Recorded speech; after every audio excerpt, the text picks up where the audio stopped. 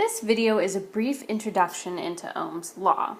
Imagine that we have a circuit here, and there's a battery, and this battery supplies power or energy to the circuit and this device.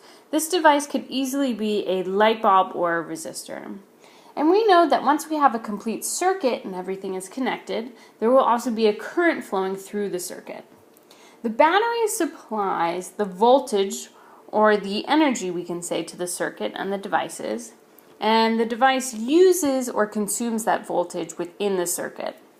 The amount of voltage or electric potential energy that the device consumes is also known as the voltage drop across the device. Sometimes the relationship between voltage drop and current going through the device will look something like this, which is an exponential relationship.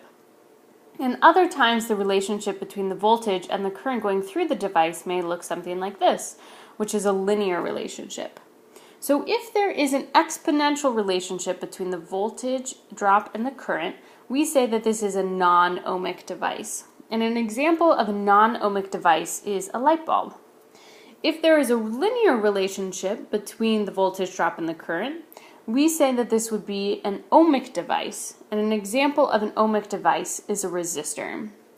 If we do have an ohmic device, we say that it follows Ohm's law, which is that the voltage drop across the device is equal to the current flowing through the device multiplied by the device's resistance. We can also see that Ohm's law is a linear relationship, and so is our Ohm's law graph over here, and we can see that from our typical linear relationship y equals mx plus b, we see that the slope here is going to equal the resistance.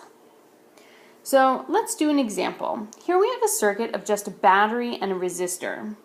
We know that the voltage coming out of the battery is 9 volts, and since the resistor is the only thing in the circuit, we know that it must consume these 9 volts of energy as the circuit is completed.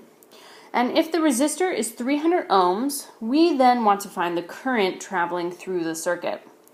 So since this is a resistor, we know that we can apply Ohm's law.